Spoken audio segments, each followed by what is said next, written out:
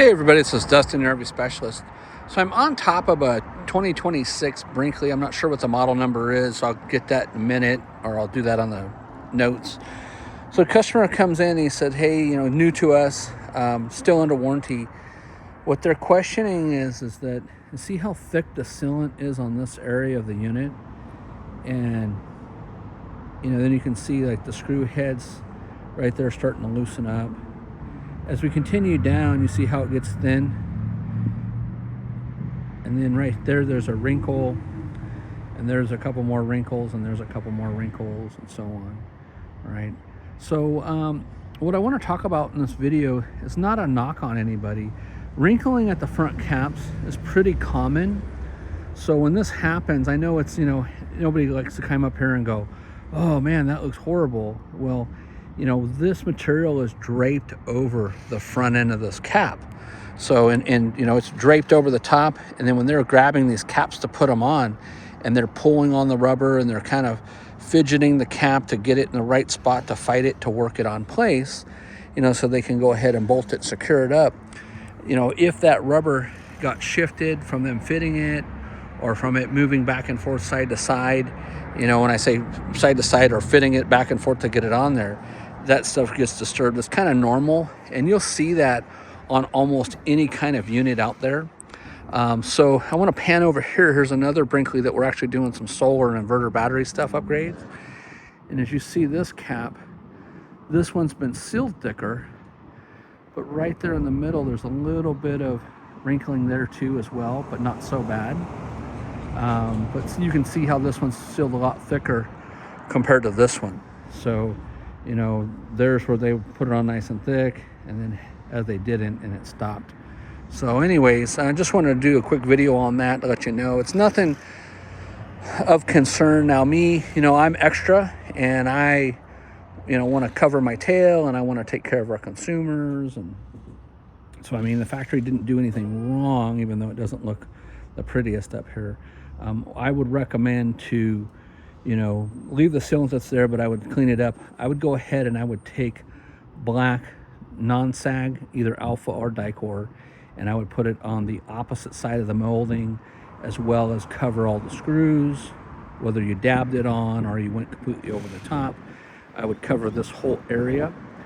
You could use either black too if you didn't want to use white as well. Either one works. You could use black self-level on the back side, or you could use the alpha self-level as well, or you could use dicor. There's a bunch of stuff back and forth, but dicor is universal, so it'll work on any of these materials.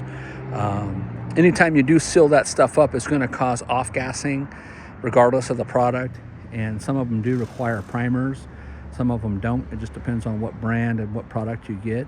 But I would definitely seal both sides of this molding, and I would, just a CYA, and I'd go back and lightly tighten down all those screws. As far as same thing, let me walk around the back side here, so here's another issue, so they've came up, and I can tell, this looks like dicor here. They've obviously hit the roof, and underneath you can see those little ripples.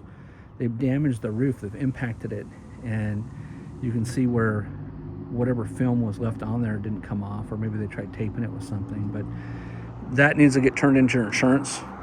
You can choose to live with it the way it is, but if you ever go to trade this in or sell it, it basically devalues the whole unit, because now the roof membrane's compromised.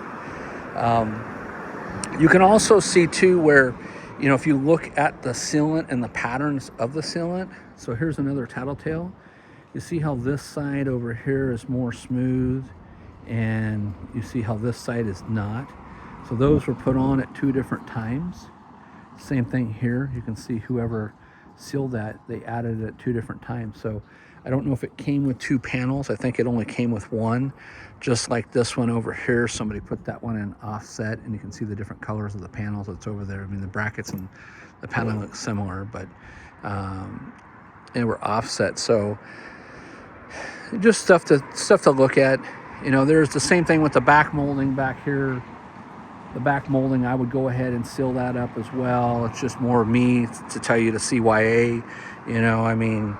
You can see where somebody's already doctored up some spots on the plumbing vent here, and I don't know if that got damaged or whatnot, but it's black compared to the rest of them are white. Now, while you're up here, you can choose to do whatever you want, right? You can say, hey, what does the kid in Lodi that just does RV repair recommend, right? So even though I say kid, I'm still in my early 50s, but there's tons of companies out there that make a UV treatment. And I would put a UV treatment on the rubber roof surface, or you want to call it TPO, or whatever version of it that you come. They change them over the years, especially since I've been in the industry for 26 years now. I would also put the UV treatment on the attic vents. You can see the scratches in it where those have been getting impacted by the trees. You can also put that stuff on all the gutters. You can put it on all the awning box covers. You can put it on the awning material itself. You can put it on the wine guard antenna, the max air covers. You can again see tree branch marks on the max air cover. Sorry for the road noise in the background.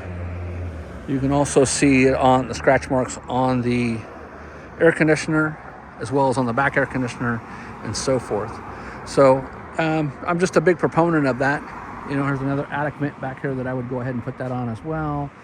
You also want to keep your sealants clean. So as you can see, they're starting to get dirty, and those need to get scrubbed and treated just like the actual rubber material. So I'm got no hair. If you see me in a lot of my pictures or videos online, it'd be like me going outside, standing and working all day with no baseball cap on or no sunscreen. So anyways, well, I'll quit rattling on. I'm gonna do a couple more videos on this one. This one was a little bit longer, and we will go from there. So thanks so much for watching. This is Dustin, your RV specialist in Lodi, California. Our business name is California RV Specialist. And if you own a Brinkley, we do Brinkley warranty. That's why this one's here.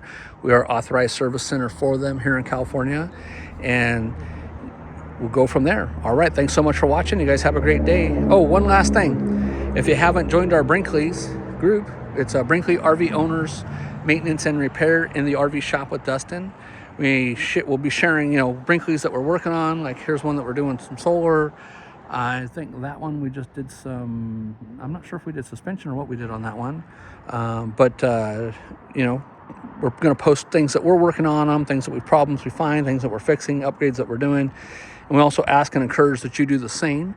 And so if you have any issues or things that you're repairing out of pocket or not, let us know. All right. Well, thanks again for watching. It's Dustin, your RV Specialist.